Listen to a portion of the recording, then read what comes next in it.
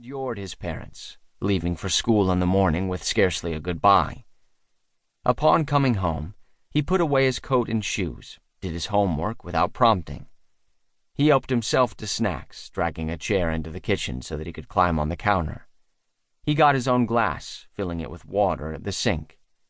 When he was done eating, he loaded his dishes in the dishwasher.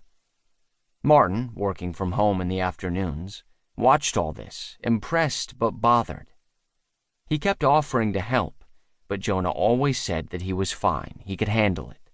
At bedtime, Martin and Rachel still fussed over Lester, who, at 6 years old, regressed and babyfied himself in order to drink up the extra attention.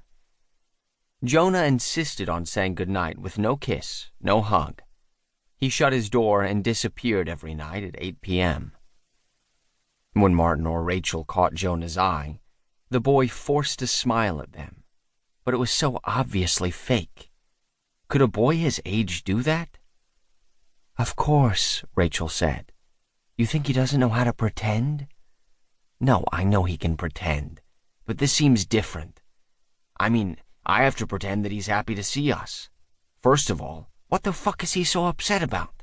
And second, it just seems so kind of grown up, in the worst possible way.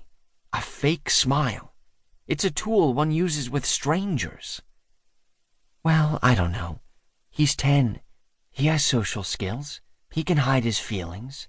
That's not such an advanced thing to do." Martin studied his wife. "Okay, so you think everything's fine?" "I think maybe he's growing up and you don't like it." "And you like it? That's what you're saying? You like this?" His voice had gone up. He had lost control for a minute there, and as per motherfucking usual, it was a deal-breaker.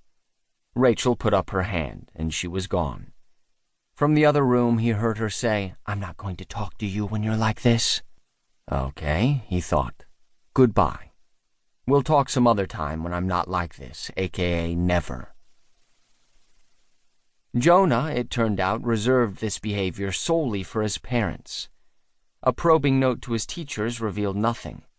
He was fine in school, did not act withdrawn, had successfully led a team project on Antarctica, and seemed to run and play with his friends during recess. Run and play? What animal were they discussing here? Everybody loved Jonah, was the verdict, along with some bullshit about how happy he seemed. Seemed was just the thing. Seemed. If you were an idiot who didn't know the boy, who had no grasp of human behavior. At home, Jonah doted on his brother, read to him, played with him, even let Lester climb on his back for rides around the house. All fairly verboten in the old days, when Jonah's interest in Lester had only ever been theoretical. Lester was thrilled by it all. He suddenly had a new friend, the older brother he worshipped, who used to ignore him. Life was good. But to Martin, it felt like a calculated display.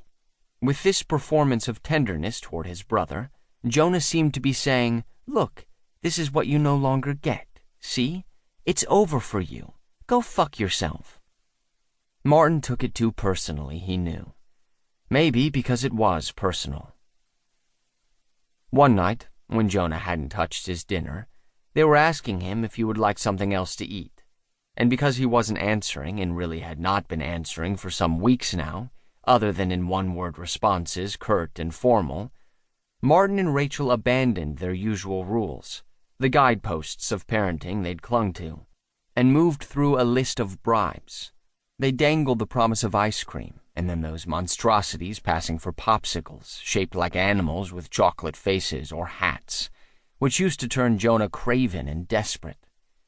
When Jonah remained silent and sort of washed out looking, Martin offered his son candy. He could have some right now, if only he'd fucking say something. "It's just that you're all in his face," Rachel said to him later. "How's he supposed to breathe?" "You think my desire for him to speak is making him silent?" "It's probably not helping." "Whereas your approach is so amazing." "My approach? You mean being his mother? Loving him for who he is? Keeping him safe? Yeah, it is pretty amazing." He turned over.